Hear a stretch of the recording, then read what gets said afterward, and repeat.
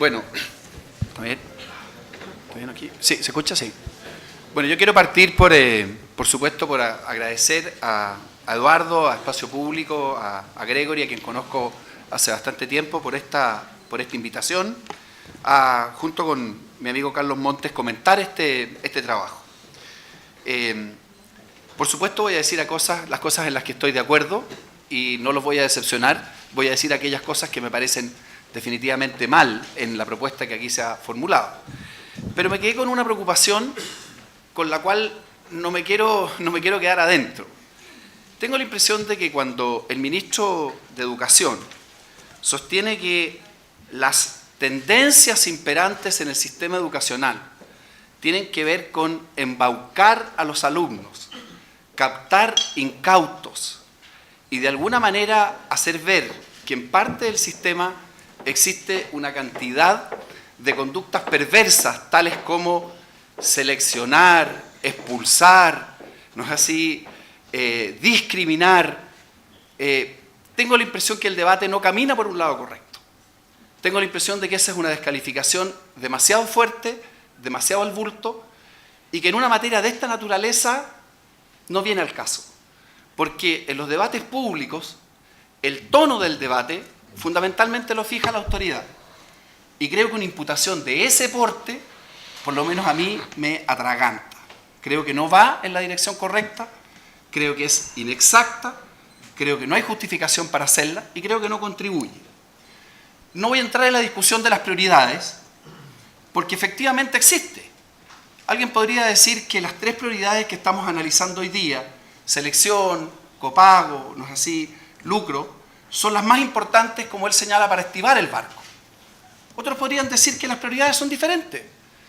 Toda la literatura que he revisado señala que la gran prioridad que tiene el sistema educacional chileno hoy día es precisamente educación parvularia e inicial. Y sobre eso, poco y nada en el debate público. Pero no me quería quedar con esta espina clavada. Dicho eso, ¿en qué estoy de acuerdo con el estudio de Greg y el equipo y en qué estoy en desacuerdo? Primero, no hay duda que tenemos un problema de segregación. Efectivamente, uno podría discutir mucho, y hay literatura abundante que ustedes conocen muy bien, sobre la dificultad de medir el efecto par. Y creo que hay una dificultad mayor en medir lo que yo llamo el efecto capital social, que es esta. ¿Por qué digo capital social? Porque si el capital social es la posibilidad que tienen los ciudadanos de un país de colaborar entre sí y de generar lazos de confianza, entonces obviamente que un sistema menos segregado contribuye a un mayor capital social. Entonces, no voy a discutir ni la dificultad de medir el efecto par, ni la importancia del capital social, porque de verdad creo en ambos. Y al mismo tiempo creo que sí tenemos que disminuir la segregación del sistema educacional chileno. Ustedes, la mayoría son académicos, les quiero decir simplemente que el índice Educan mide bien, pero si ustedes lo cotejan con lo que es el índice que hace PISA, con Gini e inclusividad, los resultados no son exactamente iguales, porque entre otras cosas, los índices de segregación no siempre controlan por cobertura escolar.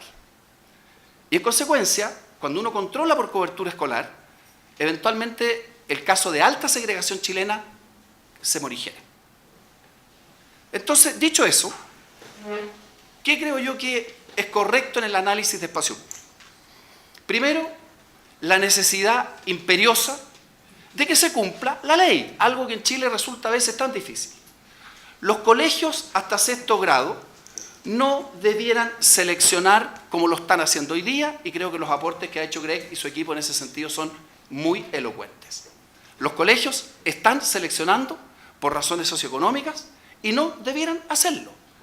Pero hoy día sí tenemos, o debiéramos tener, una institucionalidad robusta para partir por exigir que no exista esa selección. Por lo tanto, yo considero que esa es la primera medida, la respaldo de Gregory 100%. La segunda tiene que ver con el aumento de la subvención preferencial y terminar con la alternativa que tienen algunos sostenedores de aceptarla o no aceptarla. Si ellos en definitiva se vieran en la obligación de aceptarla, no solamente tendríamos mayores recursos, sino que uno de los efectos que habría es que las familias destinatarias de la subvención preferencial, a ellas no se les puede cobrar financiamiento compartido. Y por lo tanto, tendría inmediatamente un segundo efecto benéfico. Y el tercero, y no es porque esté Carlos aquí, porque con Carlos hemos coincidido y discrepado años en esta materia, creo que la ley Montes es una ley muy correcta y no se cumple.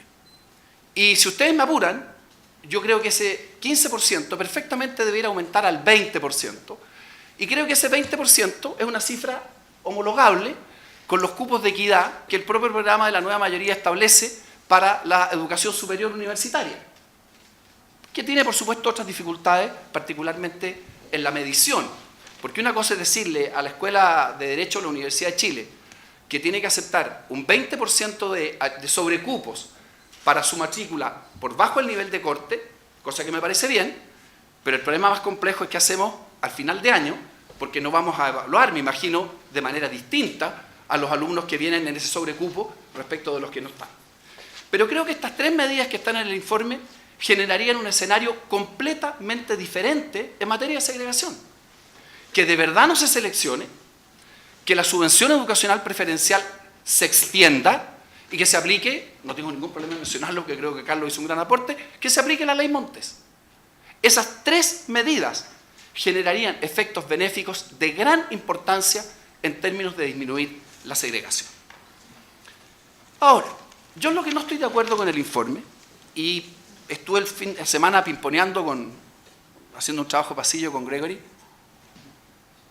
y le pedí a la Biblioteca del Congreso que hiciera un pequeño informe, que está por supuesto a disposición de todos ustedes, porque yo francamente no logro encontrar la causalidad entre financiamiento compartido y segregación.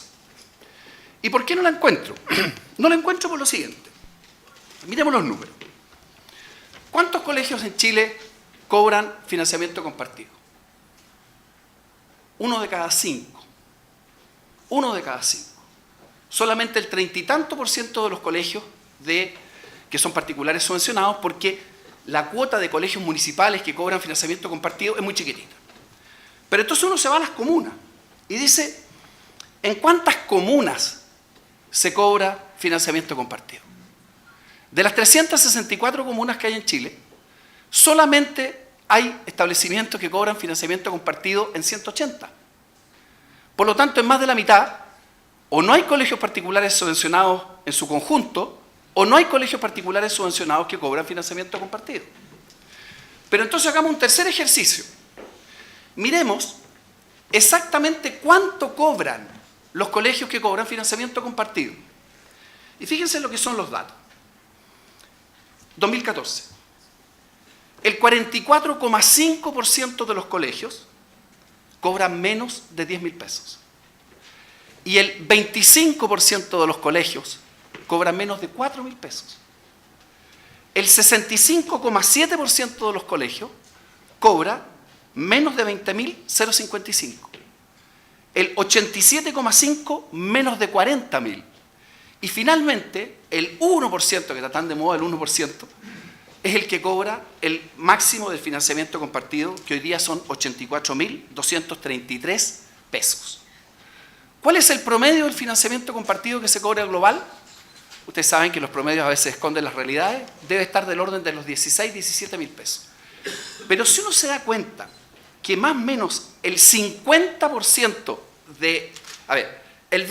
uno de cada 5 cobra financiamiento compartido, y la mitad de ese 20% cobra menos de 10.000 pesos. ¿Habrá una causalidad tan marcada para decir que el ogro de la segregación es el financiamiento compartido? No me parece. Y creo que los datos no lo acreditan. El informe de un académico que ustedes seguramente conocen, Ricardo Paredes, en esto es súper elocuente. Porque ¿qué es lo que hace? Mide el ingreso de la educación municipal versus la educación particular subvencionada. Y ahí sí que la brecha es alta. La brecha es muy significativa. Pero la diferencia en la educación particular subvencionada de lo que aporta el financiamiento compartido es absolutamente marginal. Entonces, yo francamente, a la luz de estas cifras, yo modestamente no logro encontrar la causalidad para señalar que el financiamiento compartido es un factor de segregación como aquí se señala.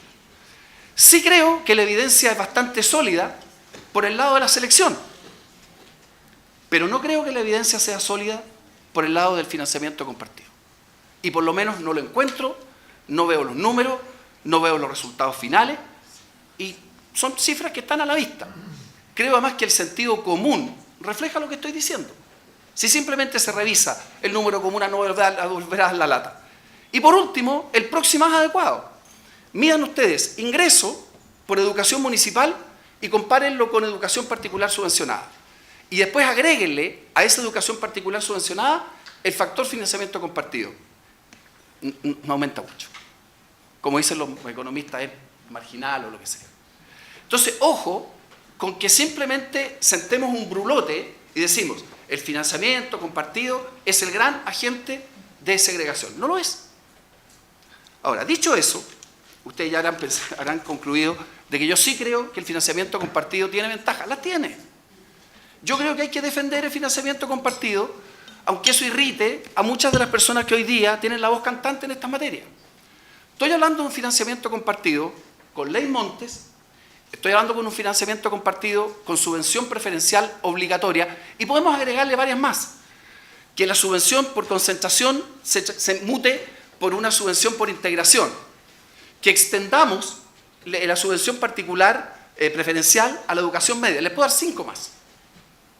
Pero el desafío es pensar no en este esquema de financiamiento compartido incompleto desde el punto de vista de su diseño, sino con las características que el propio informe de espacio público señala. Porque son dos modelos completamente distintos. Entonces yo quiero hacer 3 preguntas. ¿Es malo que los padres se comprometan en la educación efectiva de sus hijos? Creo que no hay nadie en esta sala que diga que es malo. ¿Y por qué va a ser negativo entonces que los padres voluntariamente, sin elementos de segregación, puedan contribuir a la educación de sus hijos efectuando aportes? ¿Esa conducta es deleznable o es una conducta que socialmente debería ser a lo menos respetable? Yo considero que es una conducta respetable.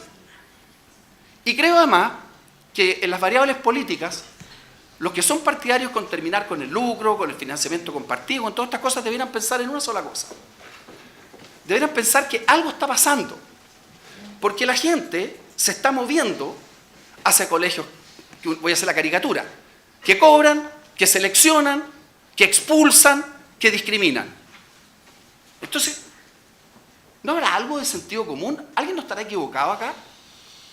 ¿Alguien tiene la arrogancia intelectual para suponer que los comportamientos sociales todos van en la dirección de la tendencia opuesta? Lo pregunto. Pero quiero hacer otro aporte. Voy a mencionar un colegio que Carlos conoce. El colegio Rey Mapo. Alguna vez esto se lo copié a Arturo Fontaine, que está por ahí. Porque Arturo en alguna entrevista dijo, miren ese colegio, que se ha hecho conocido entre otras cosas, porque es el colegio de Camila Vallejo. Bueno, es un colegio sin fines de lucro, con un proyecto educativo, lo estuve mirando el fin de semana, por lo menos a mí me pareció muy interesante. Obviamente alguien diría progresista, de izquierda. Bueno, pero les quiero decir lo siguiente, es sin duda un colegio que aporta al sistema. Les quiero decir que ese colegio cobra hoy día el máximo de financiamiento compartido, 79.000 y tantos pesos. ¿Alguien va a decir que un colegio de esas características no constituye un aporte al sistema educacional? Y por último, yo siento, y esto te lo menciono a ti, Eduardo, y a Gregory con el cariño, con el respeto que yo siempre les he tenido, yo tengo la impresión de que cuando Espacio Público define las prioridades que tiene para el sistema educacional, deja de lado o no la pone con el suficiente énfasis una muy importante: la diversidad y libertad de los proyectos educativos. Si tenemos una sociedad cada vez más diversa, a mí el sentido común me dice que lo que tenemos que tener es a lo menos una educación que intente competir con esa diversidad. Pero para que haya libertad de enseñanza y para que haya diversidad, tiene que haber diversidad de colegios. Y no me digan que vamos a encontrar la diversidad en una educación pública que por definición va a tender a ser muy homogeneizante. Entonces, ¿cómo una sociedad genera proyectos educativos distintos. Hoy día, supuestamente en el sector público, yo tengo efectivamente desconfianza en eso. Basta ver cómo el sector público ha recargado hasta el infinito todos los currículums de la educación en todos sus niveles. Los contenidos mínimos son contenidos máximos. Y ni los colegios mejores son capaces de llegar al 60 o al 70%. Entonces, ¿cómo hacemos que surja la diversidad? Claro, alguien podrá decir confesiones religiosas. Pero las orientaciones religiosas van a tener siempre un sesgo. O alguien va a decir filantropía. Entonces alguien va a decir el establecimiento de educación primaria, el grupo Mate. Pero al final del día, si la oferta, ¿dónde va a quedar? ¿Quiénes van a tener los colegios? Los colegios van a estar en esos tres segmentos. Van a estar primordialmente en el Estado, van a estar en confesiones religiosas o en filantropías. Eso no da cuenta, ahí no cabe el colegio Rey Mapo. No cabe. No es posible ponerla en ese grupo. Y por lo tanto, creo que esto hay que mirarlo. Yo no creo, primero, resumo, el financiamiento compartido hay que mirarlo en un esquema diferente al que existe hoy día con los agregados que están en el propio documento de espacio público. Pero por favor, no sigamos transformándolo en el ogro cuando no hay evidencia y veamos las potencialidades que podría tener en términos de contribuir a esto. Más aún, con la cuota del 20% y con la educación y con la subvención preferencial, yo podría hacer un argumento. Podría decir que un colegio con financiamiento compartido va a ser más integrador que uno que no lo tenga. Porque los dos extremos de la no integración, ¿cuáles van a ser? Los colegios ultra ricos, donde van a pagar solamente los que tienen mucha plata, o los colegios muy pobres, donde no va a pagar nadie. Pero entonces, donde podemos generar una integración es precisamente en este mix que se puede hacer, no con un financiamiento compartido como está hoy día, sino de la forma que lo estoy planteando. No sé si la he dado más de la cuenta, quiero decir una última cosa con la selección. Yo siento que ahí, con la selección, llamamos el debate Instituto Nacional, yo creo que ahí sí que tenemos un problema de prioridades y en el caso del documento de ustedes un problema de concepto. Si alguien cree que los 20 colegios emblemáticos de Chile son el problema de la educación chilena y que terminando con esos colegios vamos a mejorar vía efecto par el conjunto del nivel de la educación, está muy equivocado. Y los sistemas educacionales funcionan con señales. Hoy día hay una señal extraordinariamente valiosa, que es que hay un conjunto de alumnos que saben que si esfuerzan, si estudian, si aperran, sí pueden tener derecho a esos 20 o 25 o 30 colegios, donde, entre paréntesis, yo no hablaría de selección, Eduardo, hablaría de admisión, porque ahí no hay ni selección odiosa por razones políticas, ni ideológicas, ni socioeconómicas. Yo sé que a algunos no les gusta la expresión que usó José Joaquín Brunner, pero si alguien cree que porque vamos a hundir los buques insignia, la velocidad de navegación de la flota va a ser mejor, está definitivamente equivocado.